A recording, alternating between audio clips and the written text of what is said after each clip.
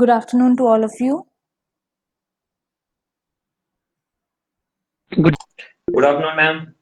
Good afternoon, ma'am. हाँ जी, screen visible है सभी को? Yes, ma'am. Yes, ma'am.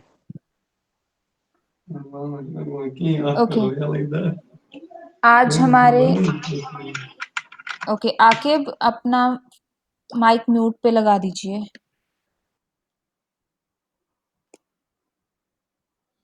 Thank you. आज जो है हमारा यूनिट 1 का लास्ट लेक्चर है and the topic is SCM supply chain management. तो आज का लेक्चर जो है वो हम 45 मिनट्स में कंप्लीट करेंगे और उसके बाद आपका एक शॉर्ट क्विज होगा बेस्ड ऑन यूनिट 1। ठीक है, सभी लोगों के लिए जो लोग भी अभी प्रेजेंट हैं क्लास में, क्लास आज लगाएंगे, सभी के लिए वो क्विज करना जो है वो मैंडेटरी है। वो आपके गूगल क्लासरूम्स में असाइन होगा, वहीं पर आपको क्या है वो क्विज अटेम्प्ट करना है एंड टू अटेम्प्ट इट आपको अपने ऑफिशियल मेल्स जो हैं वहां से लॉगिन करना जरूरी है। ठीक है, अगर किसी को भी परमिशन वाला कोई भी एक एरर शो होता है that you are not allowed to open this form, तो पहले अपना जीमेल वाला ऑफिशियल अकाउंट खोलो और उसके बाद आप लोग क्या है वो लिंक जो है कॉपी करके वहां पर ओपन करके देखिएगा, फिर खुल जाएगा। एंड आफ्टर 3:15 तो अप टिल 5 वो लिंक जो है ओपन रहेगा, आप लोग तब तक जो है अपना फॉर्म सबमिट कर सकते हो। सो आई गेस अगर किसी को इंटरनेट का इश्यू होगा वो तब तक तो सॉल्व हो जाएगा। It will take only 10 minutes to do that quiz. Clear है? Okay, ma'am. हाँ जी। Okay, so we will start with SCM now. SCM is supply chain management. अब जो ये सप्लाई चेन की हम लोग बात कर रहे हैं वो किन टर्म्स में होगा कि आपको आप एक ऑर्गेनाइजेशन की बात कर रहे हैं। अब वो ऑर्गेनाइजेशन हमेशा हमारे पास दो तरह की ऑर्गेनाइजेशंस होती हैं, एक कंपनी, एक ऑर्गेनाइजेशन जो आपको सर्विसेज प्रोवाइड करती है और दूसरी ऑर्गेनाइजेशन जो आपको कोई भी मैन्युफैक्चरिंग प्रोडक्ट जो है वो सप्लाई कर रही है। सो वी कैन से कि अगर आप लोग कुछ भी बाय करना चाहते हो, whether it is a car और any I can say any grocery product or anything that is manufactured by some method and then delivered to you, so that is a sort of manufacturing organization which is handling it। और service type की organizations कौन कौन सी होंगी जो कि हमें कोई भी services provide कर रही हैं? कमेंट सेक्शन में लिख दीजिए आप।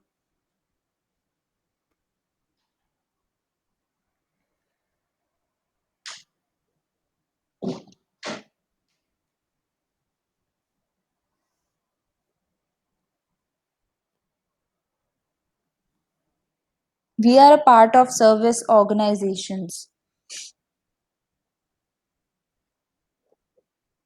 Yes. कोई भी ऑर्गेनाइजेशन है उसे अज्यूम कीजिए, वो आपको कोई भी एक प्रोडक्ट जो है वो डिलीवर नहीं करेगी, that will be providing you certain services.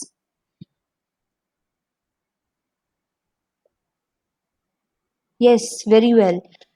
तो जितनी भी ये सारी सर्विसेज हैं, वेदर इट इज गूगल पे, Zomato, your any network and communication services, Flipkart, Amazon है, यहाँ पर प्रोडक्ट्स जो हैं वो प्रोड्यूस नहीं होते, मैन्युफैक्चर नहीं होते, rather they take it from somewhere else और provide you just the services, they manage the thing of like अगर हम लोग फ्लिपकार्ट या अमेजन की बात करें तो इनके पास बस चीजें आती हैं, मैन्युफैक्चर्ड चीजें आएंगी, ये लोग उनके कंपेटेबल कस्टमर्स ढूंढेंगे, या फिर हम बोल सकते हैं कि कस्टमर ने कुछ रिक्वेस्ट किया, कंपेटेबल टू दैट सर्च और रिक्वेस्ट कुछ प्रोडक्ट्स को सर्च किया जाएगा और जहां पर भी एक परफेक्ट हमें क्या है एक सूटेबल कॉम्बिनेशन मिलता है, that will be reverted back. So they are just providing us the services to make our things easier. वैसे ही हमारी जो सॉफ्टवेयर कंपनीज हैं, they are also providing you the services. आपको कहीं पर भी किसी भी बिजनेस का आपको अगर कोई ऑनलाइन प्लेटफॉर्म मिल जाता है, that is a sort of service also. तो these are the services that can be provided by any organization. So overall हमारे पास सिर्फ 2 ही तरह की ऑर्गेनाइजेशन होंगी, एक जो आपको सर्विस दे रही है, एक जो आपको कोई भी मैन्युफैक्चरिंग प्रोडक्ट दे रही है। तो जब हम उन सर्विसेज की बात करते हैं, लेट अस कंसिडर कि हम लोग एक मैन्युफैक्चरिंग यूनिट को एज एन एग्जांपल कंसिडर कर रहे हैं। तो एक मैन्युफैक्चरिंग यूनिट हमेशा कैसे काम करेगा कि कोई भी प्रोडक्ट अगर उन्हें बनाना है, तो उससे पहले सपोज अगर एक कार मैन्युफैक्चरिंग ऑर्गेनाइजेशन है, अगर उन्हें वो कार जो है असेंबल करनी है, बनानी है, then they require some sort of raw material which is required to make that car. So जो भी ऑर्गेनाइजेशन उस कंपनी ए कंपनी को, जो कि हमारी मेन कंपनी है, एक अनदर कंपनी जो उसे रॉ मटेरियल प्रोवाइड कर रही है, that is known to be as supplier for company A, right. तो वहां से हमारे पास कुछ एक सप्लाई आई, उसके बाद अब मेरे सारे रॉ मटेरियल इन्वेंटरी में प्रेजेंट है। इन्वेंटरी से जैसे ही मैन्युफैक्चरिंग यूनिट में से कॉल आता है that we need this type of raw material from the inventory to make such thing, तो वहां से सप्लाई होगा वो डायरेक्टली हमारे मैन्युफैक्चरिंग यूनिट पर। जैसे एक प्रोडक्ट बन के मैन्युफैक्चर हो गया, then it will be given to the distribution unit. Distribution unit के पास जाएगा, जो कि एक्चुअली कस्टमर्स को डायरेक्टली हैंडल कर रहे हैं। वो लोग देखेंगे कि हमारे पास रिक्वेस्ट कौन सी चीज की आ रही है और हमारे पास किस टाइप का प्रोडक्ट जो है वो अभी अवेलेबल है या नहीं है। अगर है, then we can directly take it from the distribution unit and give it to the customer. If it is not there, we can give them some time period that you have to wait for certain time, let's say of about week and 2 weeks, and after that your product will be delivered. And based on that request, they are sending the request back to the manufacturing unit that a certain type of products request is there, you need to manufacture that. और ऐसे ही जो flow है वो चलेगा, and then distribution unit to maybe the retailers if there are in that organization, and then from those retailers to the end user customers. तो या ये हमारी जो सप्लायर से लेके एंड यूजर कस्टमर्स तक जितनी भी चेन है, that is our actual supply chain. अब यहाँ पर जो है एंड टू एंड कम्युनिकेशंस होंगे, और कम्युनिकेशन डिफाइंड है कि आपकी कोई 2 यूनिट्स जो हैं उनके बीच में ही कम्युनिकेशन चलेगा। Okay, this type of communication we will say we will see in the later slides. Till now we just know that any network of facilities and distribution options which are available from the procurement of material, that means from your supplier side, then transformation of that material into intermediate, that means in your manufacturing unit, and within that manufacturing unit when it becomes any finished product and available to the distributors for further distribution, and then from those distributors it has to be given to the customers. So that type of chain is actually our supply chain, and we need certain softwares or certain mechanisms to manage that chain. We need to manage the proper communication between all of these possible units. तो next thing is that traditionally पहले क्या होता था कि हमारे पास जितने भी अलग अलग यूनिट्स हैं, weather it is any planning unit, marketing unit, distribution unit, manufacturing unit और परचेजिंग ऑर्गेनाइजेशन, ये सारे के सारे अलग अलग ऑपरेट करते थे।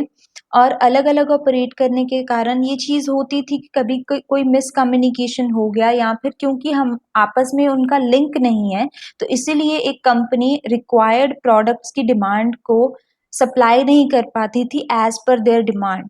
सो that is why this supply chain management has been included, ताकि सारे के सारे ऑर्गेनाइजेशन यूनिट्स जो हैं हमारे उस ऑर्गेनाइजेशन के, उन सभी में एक कम्युनिकेशन एस्टैब्लिश हो, ताकि हमें रियल टाइम पे पता चले कि कौन सी चीज कहाँ पर अवेलेबल नहीं है, which is required to be ordered, which is required to be manufactured, और which is required to be distributed at the real time.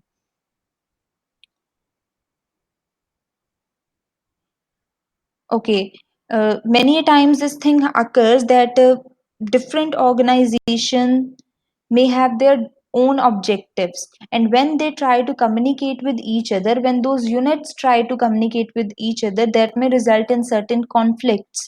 या फिर ये हो सकता है कि कभी-कभी अगर आप उन्हें इंडिपेंडेंट यूनिट्स देखते हो और आप उन पर कोई भी एक टेस्टिंग करना चाहो, एक प्रोफिशिएंसी टेस्टिंग, तब क्या होगा, दिस इज रिक्वायर्ड क्योंकि वो सारे आपस में कनेक्टेड हैं कि एक यूनिट है उसको एक प्रोसेस को परफॉर्म करने के लिए एक रिक्वायर्ड इनपुट किसी दूसरे यूनिट से चाहिए। तो अगर वो इनपुट अवेलेबल ही नहीं होगा हम कभी भी उस पर्टिकुलर प्रोसेस को टेस्ट ही नहीं कर पाएंगे। So in that case an integration is required. Integration means to connect two of the modules together और two of the units together ताकि हमारे पास एक रिक्वायर्ड आउटपुट जो है वो आ सके। So that integration is basically provided through your supply chain management. Okay, so now as an example of this, what we say that any supply chain consists of your supplier, then your manufacturer, then distributor, then retailer if is there, and then your customers. The flow that we take from the supplier side to the customer side is known as our upstream to the downstream flow. Okay तो इसको नाम हमने दिया है that upstream to downstream flow जो है वो from supplier side to customer side जो है वो फ्लो करता है।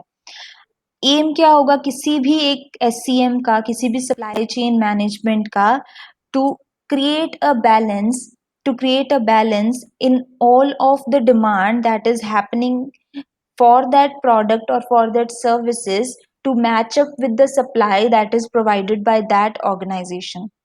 कि एक ऑर्गेनाइजेशन है वो मेनली इसी चीज पर जो है इस्टेब्लिश हुई है कि what is the supply to the customer and how much the customers are demanding from that। तो so a balance has to be maintained। ये ना हो कि हमारे पास डिमांड साइड पर कस्टमर्स जो है वो डिमांड नहीं कर रहे, इतने ऑर्डर्स नहीं आ रहे, लेकिन हमारे स्टॉक में, हमारी इन्वेंट्री में या हमारे डिस्ट्रीब्यूटर्स के पास जो है बहुत सारा मटेरियल जो है वो अवेलेबल है। So that will be a certain type of loss. अगर ऐसा है कि हमारे पास डिमांड साइड पर बहुत सारी डिमांड्स हैं लेकिन हमारे पास उतना रॉ मटेरियल ही नहीं है, मैन्युफैक्चरिंग यूनिट में हमारे पास इतने अच्छे इंफ्रास्ट्रक्चर ही नहीं है, ह्यूमन कैपेसिटी ही नहीं है कि हम लोग उतने प्रोडक्ट्स को क्या है मैन्युफैक्चर कर पाए। So that will be a certain type of loss. तो इन दोनों चीजों के बीच में एक क्या है बैलेंस होना जरूरी है, एक मैच होना जरूरी है ताकि एक प्रॉपर सप्लाई चेन जो है वो वर्क कर सके। This is the main objective of any supply chain management, that is to create the balance between the supply and the demand। Okay, so supply chain, if we follow this supply chain balancing, then what we can achieve is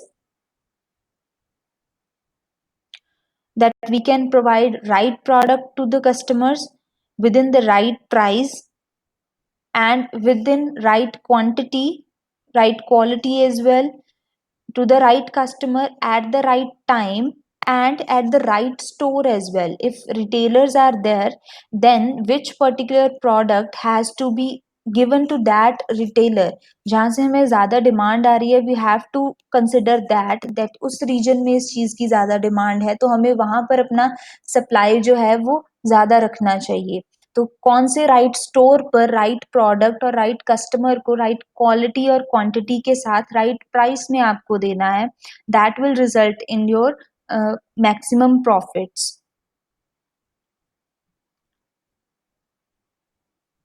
okay, हाँ जी, यहाँ तक सभी को clear है supply chain management होता क्या है?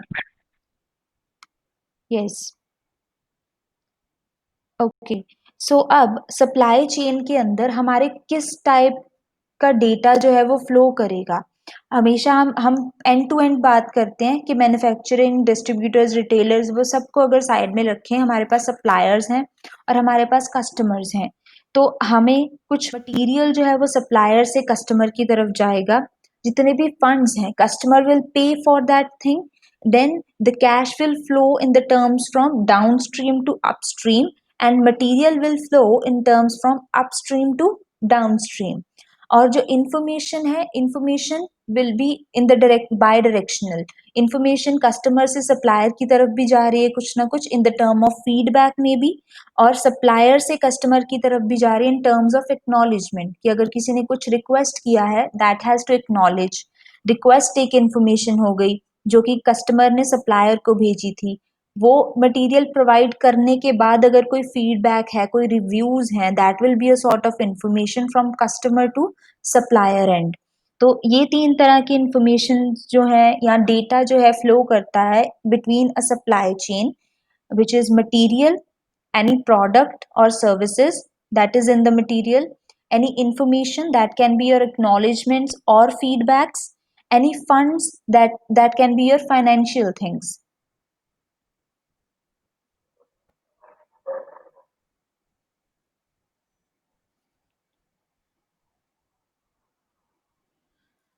Okay, moving on. So how can we relate this information, services, and financial thing with our demand and supply? That we have to capture, we have to actually design and plan the activities at several stage so that we can provide services to our supply chain customers profitably. अब actually हमें क्या देखना होगा कि हमारे supply और demand का जो भी एक बैलेंस है उसी चीज पे ये चीज डिपेंड करती है. Now here we have different regions available. Thailand, India, Mexico, Texas and US are there. अब एक कंपनी है जो इन सारे के सारे रीजन्स में अपने अपने प्रोडक्ट्स जो है वो डिलीवर कर रही है, but this is possible that a certain region is requiring a particularly lesser number of products than another region. This could be possible, so we have to take a account, take some database, take some information in that thing, that which particular region is demanding for how much of that product, so that we may not distribute our product evenly. अगर ये होगा कि एक organisation है, suppose उसने एक product था उसके अगर हम बात करें हमारे पास 50 प्रोडक्ट्स बनाए, 50 प्रोडक्ट्स असेंबल हुए, हमारे पास 5 रीजन्स जो हैं जो डिमांड कर रहे हैं. एक पॉसिबिलिटी ये है कि आप लोगों के पास 50 चीजें हैं, 5 प्लेसेस आर देयर, आपने 10-10 करके सभी को डिवाइड कर दी. But this might be possible कि यहाँ पर जो यूएस रिटेलर्स थे, इन लोगों को जो आपका प्रोडक्ट है वो इतनी क्वांटिटी में नहीं चाहिए था जितना आपने दे दिया.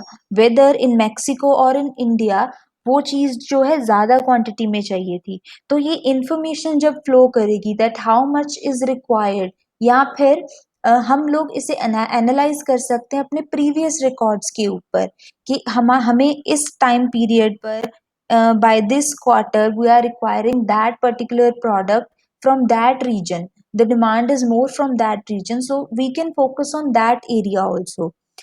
Further, जब भी आपका कोई भी प्रोडक्ट है वो मैन्युफैक्चर होता है, सप्लायर टू कस्टमर जाता है, दैट कुड बी पॉसिबल कि वो अलग अलग रीजन से ट्रेवल करे.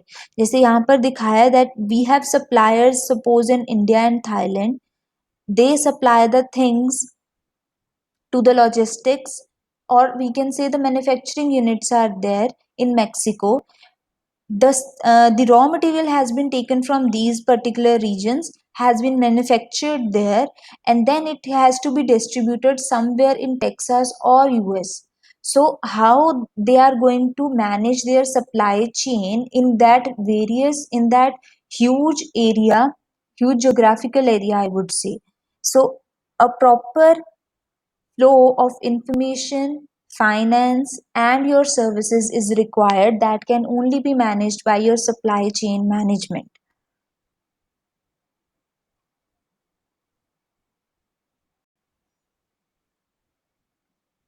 Okay, so contrary to this, here we have different region wise distribution shown. In this diagram we have shown the distribution in the region wise term, that if I am having a particular organization which is demanding and delivering their products from various different geographical distant locations, we are taking here that if I am having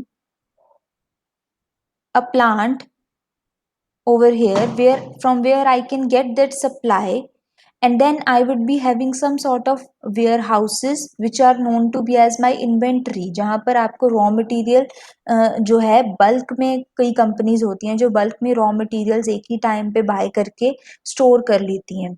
Then based on the demand that what type of product is required, क्योंकि कभी कभी ऐसे होता है कि एक manufacturing unit जो है वो एक नहीं नंबर ऑफ प्रोडक्ट्स बनाएगी, एंड वो इन प्रोडक्ट्स को कैसे डिसाइड करती है, क्योंकि उन उन प्रोडक्ट्स को बनाने के लिए जो रॉ मटेरियल चाहिए वो यूजुअली सेम होता है. तो हम लोगों ने वो रॉ मटेरियल स्टॉक कर लिया, फिर जैसे ही हमारे पास डिमांड आएगी हम लोग अपनी मैन्युफैक्चरिंग यूनिट को मोल्ड कर सकते हैं एज पर द डिमांड, कि मेरे पास रॉ मटेरियल तो हर एक चीज के लिए अवेलेबल है. तो अगर आपको जिस चीज की ज्यादा डिमांड है आप उस चीज का प्रोडक्ट जो है, उस टाइप का प्रोडक्ट जो है वो मैन्युफैक्चर करो, और फर्दर जो भी आपके डिस्ट्रीब्यूटर्स को चाहिए या फिर जो भी आपके कस्टमर्स को चाहिए वो चीज आप उनको टाइम टू टाइम क्या है सप्लाई कर सकते हो. सो अब चीज ये है कि यहाँ पर purchasing cost will be involve, inventory in terms of storage infrastructure is involved, your transportation में आपके पास क्या उतने नंबर ऑफ व्हीकल्स या फिर उतना जो मटेरियल है वो अवेलेबल है या नहीं, further transportation cost can be involve. Next, जब आप लोग उस चीज को रीजनल वेयर हाउसेस से, एक होता है कि हमारे पास जिसे हम बोलते हैं कि एक ऑर्गेनाइजेशन है उसने अपने गोडाउन में वो चीजें रखी हुई हैं, एक है जब वो उस मेन सिटी से उठाकर अलग अलग डिफरेंट सिटीज में उस चीज को डिस्ट्रीब्यूट कर देगा, that will be your field warehouses, जहाँ पर वो एक्चुअल गोडाउन जितनी कैपेसिटी नहीं होगी लेकिन कुछ और अलग कैपेसिटी होगी जहाँ पे वो चीज क्या है स्टोर की जाएंगी. And then from that field warehouse it would be supplied to the nearby customers or nearby retail houses, ताकि उस रिटेल हाउस में से आकर जो कस्टमर्स हैं उन चीजों को बाय कर सकें. So this will be the flow of any generic supply chain again. Now here comes an interesting part that we observe that we have a certain cycles going on, cycles in the term of information flow, कि हमारे पास कुछ information flow होती है हमेशा अलग अलग type के stake holders जो भी हमारी उस सप्लाई चेन के अंदर एग्जिस्ट करते हैं. So I am taking that term stakeholder for all of our customers, or retailers, distributors, manufacturers and suppliers. So we are saying that a procurement cycle is there between your manufacturer and your supplier. And here we have written that for any cycle, for any of these four cycles, there occurs these four set of steps, which is that customer's arrival, customer will come to the person and it will trigger an order, it will order something, then the supplier will fulfill that order, and then customer receive that order. Now how all of these four steps will be observed in each of these cycle, that a manufacturer is there, a manufacturer has triggered a request of order to the supplier. Manufacturer को raw material चाहिए तो उसने supplier को trigger किया request that I need this particular thing. Supplier ने जैसा भी उसका अपना इन्वेंट्री है वहां पर देखा, उस चीज को अवेलेबल करवाया, करवाने के बाद कस्टमर यहाँ पर एक्चुअली कौन है, आपका manufacturer. That manufacturer has actually received that raw material and the procurement cycle is complete now.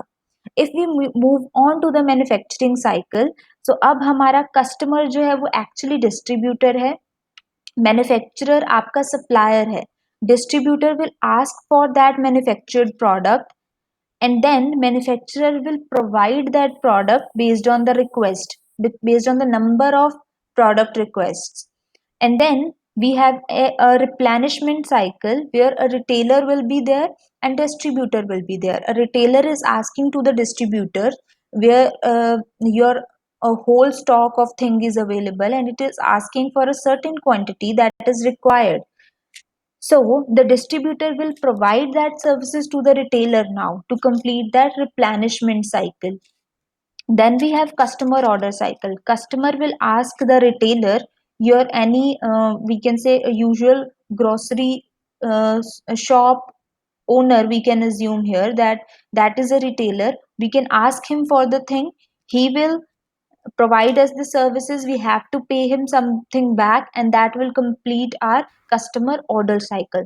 So these four cycles are important in supply chain management, that is your customer order cycle, replenishment cycle, manufacturing cycle, and procurement cycle. We have to uh, generally see that which of this cycle is being possible between which of the two stakeholders, and which stakeholder act as a customer here and the other one will act as a supplier here.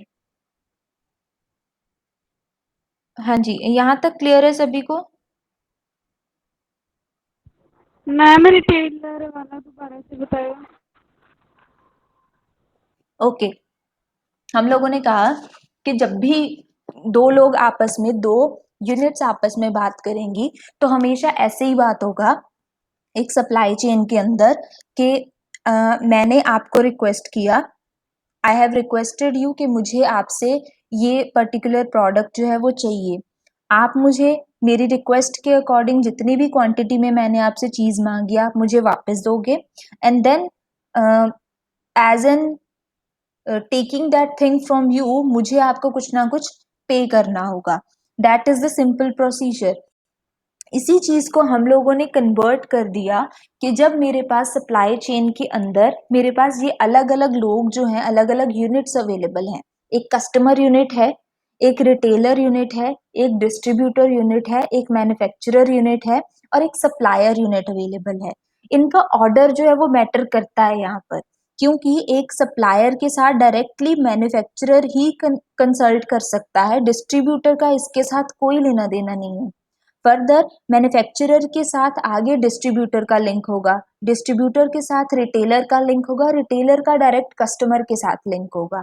तो हम लोगों ने बोला कि अगर मैं किन्हीं दो कंसेक्यूटिव स्टेक होल्डर्स को उठा लूं, consecutive means I can not pick manufacturer and retailer, I have to take any two consecutive ones. तो हम लोगों ने सपोज यहाँ से डिस्ट्रीब्यूटर और मैन्युफैक्चरर को उठा लिया, तो हम लोगों ने बोला जब भी आप ऐसे दो कंसेक्यूटिव स्टेक होल्डर्स को उठाओगे तब आपका एक कस्टमर सप्लायर साइकिल चलेगा। वहां पर साइकिल कैसे चलना है कि इनमें से डिस्ट्रीब्यूटर और मैन्युफैक्चरर में से एक यूनिट ऐसी होगी जिसने दूसरी यूनिट से कुछ ना कुछ चीज डिमांड की। अब आप लोग देखो, क्या मैन्युफैक्चरर को डिस्ट्रीब्यूटर से कोई चीज डिमांड करने की जरूरत है? Rather manufacturer is answerable to distributor, क्योंकि डिस्ट्रीब्यूटर बोलेगा कि मेरे पास स्टॉक में चीजें जो है वो कम हो रही हैं, मैन्युफैक्चरिंग यूनिट को बोलिए कि वो अपनी मैन्युफैक्चरिंग स्पीड बढ़ाएं ताकि मेरे स्टॉक में चीजें अवेलेबल हों, ताकि मैं नेक्स्ट कस्टमर्स को वो चीज दे सकूं। So clearly distributor is customer now, distributor is asking for the things to the manufacturer will make those things available to the distributor, and then in this way this cycle will keeps on। एक additional step क्या हो सकता है कि अगर distributor और manufacturer अलग अलग ऑर्गेनाइजेशन से हैं तो ये डिस्ट्रीब्यूटर इन सर्विसेज के लिए मैन्युफैक्चरर को पे भी कर सकता था, जो कि चीज यहाँ पर होगी। हमारा सप्लायर हमेशा एक थर्ड पार्टी ऑर्गेनाइजेशन होता है, एक अलग पार्टी होती है जहां से हम लोग अपनी चीजें जो है बाय करते हैं। तो जब भी मैन्युफैक्चरर इसे डिमांड करेगा कि मुझे इतना रॉ मटेरियल चाहिए, तो ये उसे वो मटेरियल देगा भी, प्लस इस मैन्युफैक्चरर को या फिर इस पूरी ऑर्गेनाइजेशन को, इस सप्लायर को कुछ ना कुछ पे भी करना होगा। एंड देन फर्दर वो फिर से डिमांड करेगा, फिर से उसे सर्विसेज दिए जाएंगे, फिर से कुछ टाइम के बाद वो डिमांड करेगा, and this cycle will keeps on. तो हम लोगों ने बताया कि हर बार दो कंसेक्यूटिव स्टेक होल्डर्स में कोई ना कोई एक साइकिल चलेगा। इन अलग अलग साइकिल्स को हमने नाम दे दिए कि cycle between manufacturer and supplier will be procurement cycle, between distributor and manufacturer will be manufacturing cycle, between retailer and distributor it will be replenishment cycle, and between customer and retailer it will be customer order cycle। तो इस तरीके से इनके cycles जो हैं वो आपस में चलते रहेंगे, एंड एट द एंड क्या होगा कि इन साइकिल्स को कंप्लीट करते करते एक्चुअली सप्लायर ने जो चीज यहाँ पर एज एन इनपुट दी थी इस कंपनी को, इस कंपनी ने उस चीज को प्रोसेस किया और उसका एक एंड प्रोडक्ट बनाकर एक्चुअली कस्टमर को as an output, as a service, as a product जो है डिलीवर कर दिया। Okay, I think now it's clear. Yes ma'am. Okay जी। उसके बाद हमारे पास दो और टर्म्स आती हैं यहाँ पे सप्लाई चेन मैनेजमेंट में, कि हमारे पास एक होता है push system and another one is your pull system. अब ये चीज क्या होगी, हम लोगों ने इसे सिंपली एक एग्जाम्पल लेके सोचा कि सपोज आप लोग हो, आप लोगों को जॉब के लिए कहीं पे अप्लाई करना है। एक है कि आप लोगों को अभी कुछ नहीं पता कि कौन सी कंपनी में किस टाइप की जॉब्स जो हैं वो अवेलेबल हुई हैं या नहीं। आपने बस अपनी जो भी आपकी प्रोफिशिएंसी है, जो भी आपकी स्किल्स हैं, उनके बेस पर आपने एक जॉब एप्लीकेशन या रिज्यूम जो है वो बनाया। उसे बनाने के बाद आप लोगों ने उसे जेनरिक बना लिया, किसी पर्टिकुलर कंपनी स्पेसिफिक नहीं बनाया, जनरलाइज बना लिया जिसमें सिर्फ आपकी स्पेशलिटीज हैं, आपके स्किल्स हैं। और फिर आपने क्या किया कि I will further work on it, इधर I can give it to several organization. और जब भी मुझे कोई डिमांड करता है, कि जब भी किसी ने डिमांड किया कि हाँ अब रिक्वायरमेंट है, अब वहां पर एक वैकेंसी अवेलेबल है, then I can just give this resume to that particular organisation. ठीक है, सिस्टम क्लियर है कि मैंने अपना रिज्यूम पहले से बनाकर रखा, जब भी कहीं पर भी वैकेंसी अवेलेबल होगी मैंने अप्लाई कर देना है, मेरे पास मेरा रिज्यूम जो है वो पहले से अवेलेबल है। नेक्स्ट थिंग इज कि आपको पहले पता चला कि एक XYZ कंपनी है, वहां पर इतनी वैकेंसीज निकली हैं। फिर आपने उस रिक्वायरमेंट को, उस डिमांड को ध्यान में रखते हुए आप लोगों ने अपना रिज्यूम बनाना जो है वो स्टार्ट किया, और फिर आपने उस कंपनी में पर्टिकुलरली अप्लाई कर दिया। So the first case where we are creating generic things not based on the demands, जहां पर हम डिमांड को ध्यान में नहीं रख रहे, हमें पता है कि हमारा एक ना एक दिन जॉब तो करनी है, तो मुझे रिज्यूम जो चाहिए। एक कंपनी ने सोचा कि हमारे पास इतने प्रोडक्ट के रिक्वायरमेंट्स तो पूरे साल में या नेक्स्ट कमिंग 6 मंथ्स में आ ही जाएंगे, तो उन्होंने पहले ही वो चीज मैन्युफैक्चर करके रख ली। That is your push system. कि अब एक्चुअली क्या होगा कि मेरे पास एक प्रोडक्ट ऑलरेडी रेडी है, मुझे इसकी कुछ ना कुछ सेल्स या मार्केटिंग ऐसी करनी पड़ेगी कि I have to push this into the sales unit. दूसरा चीज था कि मेरे पास पहले रिक्वेस्ट आया, मेरे पास कंपनी में एक जॉब रिक्वायरमेंट आई, उसके बाद मैंने वो चीज बनानी शुरू की। This we can imagine with the COVID scenario कि कोविड-19 के बाद बहुत सारी ऐसी चीजें हुई जिनके बाद एक सर्टेन टाइप ऑफ प्रोडक्ट की डिमांड एकदम से बढ़ गई, जिनमें से एक हमारे फेस मास्क हो सकते हैं। तो जैसे ही उनकी एकदम से डिमांड आई, एक बहुत सारी कंपनीज हैं जो कि एक्चुअली कुछ और चीजें प्रोड्यूस करती थी, कुछ और बिजनेस था उनका, लेकिन उन्होंने, मे बी रीजन एक ये हो सकता है कि उनका रॉ मटेरियल सेम हो, तो इसीलिए उन्होंने अपना मैन्युफैक्चरिंग प्रोडक्ट जो है वो चेंज कर दिया बेस्ड ऑन द डिमांड। जैसी डिमांड आ रही है उसके अकॉर्डिंग उन्होंने एक नए प्रोडक्ट को बनाना शुरू कर दिया और उसकी सेल स्टार्ट कर दी। That is a type of pull system. तो ये दो तरह के सिस्टम्स आते हैं हमारे पास सप्लाई चेन्स में, कि आपको कैसे एक प्रोडक्ट किस हिसाब से बनाना है।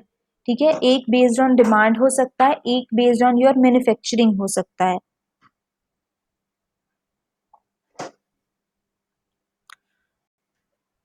Okay, so this is what we say कि जब हम साइकिल्स की बात करते हैं, हमने जो साइकिल्स पहले स्टडी किए थे, तो अगर हम पर्टिकुलरली बात करें, हमारा प्रोक्योरमेंट, मैन्युफैक्चरिंग और रिप्लेनिशमेंट साइकिल जो है वो बेसिकली पुश प्रोसेस की तरफ फॉरवर्ड करता है, क्योंकि एक प्रोडक्ट वहां पर ऑलरेडी इन प्रोसेस है, इन प्रोसेस है और उस पर काम चलेगा, we will try to sell that product.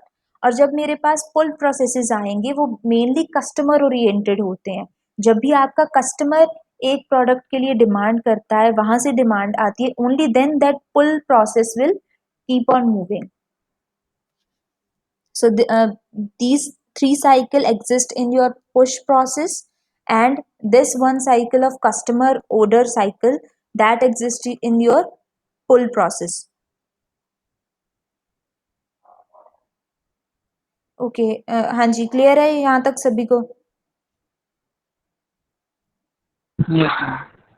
Alright, last में हमारे पास, this is the last slide, यहाँ पर हमारे पास एग्जांपल्स आती हैं सप्लाई चेन की कि कौन कौन सी ऐसी कंपनीज हो सकती हैं जो कि सप्लाई चेन को मैनेज करती हो। हमारे पास पहले बहुत सारे आंसर्स आ गए थे रिगार्डिंग सर्विस ऑर्गेनाइजेशंस के।